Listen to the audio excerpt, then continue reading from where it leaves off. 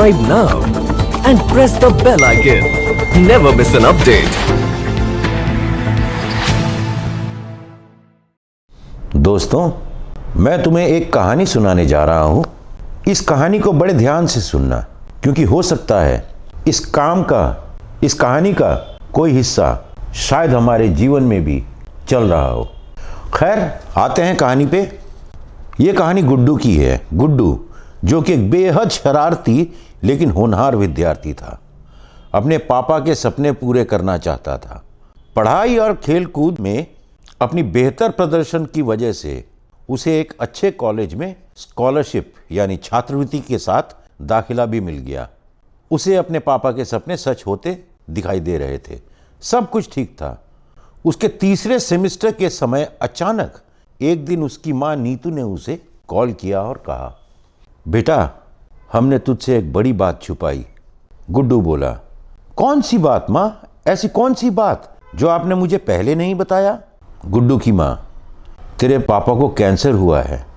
बेटा, मैंने तुझे इसलिए नहीं बताया था क्योंकि मुझे लगा तेरे पापा का इलाज हो जाएगा, लेकिन अब उनकी तबीयत बिगड़ती ही जा रही है। गुड्डू बेचैन हो गया। माँ, क्या मेरी अभी ज़रूरत है? गुड्डू की माँ, हाँ बेटा, हो सके तो आ जा, हम तेरा इंतज़ार कर रहे हैं।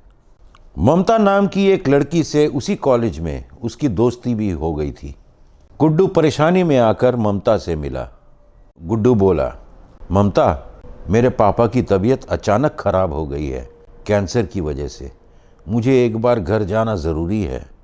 ममता बोली, वो तो सब ठीक है गुड्डू, लेकिन तुम वहाँ कर क्या लोगे? फिर अगले हफ्ते तीसरे सेमेस्टर के एग्ज़ाम भी हैं और तुम्हारी स्कॉलरशिप भी तो तुम्हारे इस परिणाम पे निर्भर है। गुड्डू, हाँ, ये विचार मेरे मन में भी घूम चुका है, लेकिन वो पापा हैं मेरे, मुझे जाना ही पड़ेगा।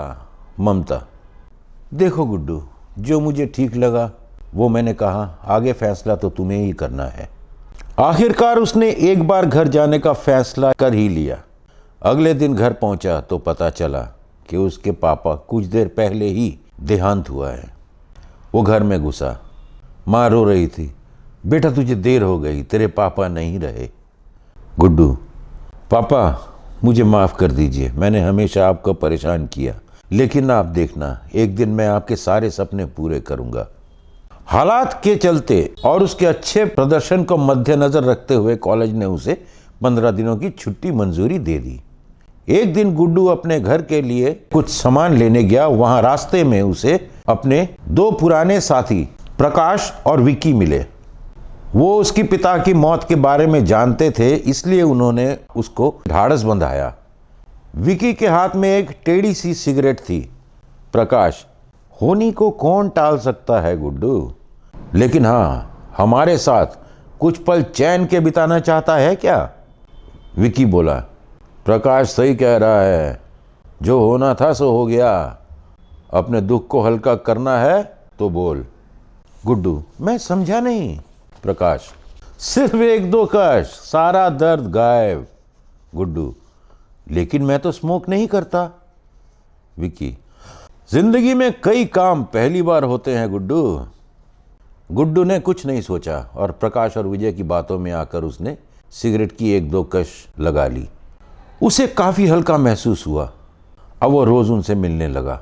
गुड्डू सुबह निकल जाता और देर दोपहर को लौट आता, फिर शाम को निकल के रात को आता। धीरे धीरे गुड्डू के व्यवहार में भी परिवर्तन आने लगा। चिड़चिड़ा स्वभाव, गुस्सा, शातिर जवाब देना जैसी उसकी आदत सी बन गई थी।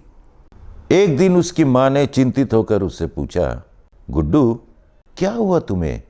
ना बात करते हो, ना पढ़ाई करते हो, तुम्हारे वापस जाने में सिर्फ 3 दिन बाकी है, कुछ तो समझो। गुड्डू बोला, मेरा बाप मरा है, तुम मेरा दुख, मेरी तकलीफ नहीं समझ सकती। इस पर गुस्से से उसकी माँ बोली, तुमने अगर पापा खोया है तो मैंने भी पति खोया है, हमें ही आपस में एक दूसरे का सहारा बनना है। गुड्डू चिल्लाया, मुझे रहने दो, तुम अपना सोचो, मुझे अकेला छोड़ दो, मैं अपना समझ लूंगा। बेचैन होकर उसकी माँ बोली, लेकिन तुम्हारा एग्जाम, तुम्हारी छात्रवृत्ति, इनका क्या होगा? गुड्डू चिल्लाया। वो मेरी समस्या है, आप मुझ पे छोड़ दो, मैं खुद देख लूंगा। इतना कहकर वो बाहर की तरफ चल दिया। जाते जाते एक बार पलटा, मेरे प्रॉब्लम में दखलंदाजी मत करो, और मुझे भी पता है कि मेरे लिए क्या सही है क्या गलत है, मुझे ये सब मत सिखाओ। हताश होकर उसकी माँ ने पूछा, मुझे सिर्फ ये बताओ कि तुम कुछ नशा लेते हो क्या? गुड्डू बौखला गया। देखो, मैं बहुत ही दुखी हूं और मुझे ये गांजा लेकर सुकून मिलता है, बस। उसकी माँ ने ठंडी सांस ली। तुम्हें मेरे और अपने गांजे के बीच में चुनना है, याद रखना, तुम्हारी छात्रवृत्ति भी दांव पे है। गुड्डू अपनी आदतों से बाज नहीं आ सका और एक दिन उसकी छात्रवृत्ति भी मिलनी बंद हो गई। पिता की मृत्यु के बाद घर के हालत ठीक ना होने के कारण कॉलेज और पढ़ाई का खर्चा उठाना मुमकिन नहीं था। गुड्डू का कॉलेज छूट चुका था। घर आके वो एक नौकरी ढूंढ लेता है जिससे उसके घर का काम कम से कम चल जाता है। लेकिन आज भी जब उसे अपने पापा के सपनों की याद आती है तो उसकी आंखों में आंसू, लेकिन हाथ में गांजे की पुड़िया रहती है। Subscribe now and press the bell icon. Never miss an update.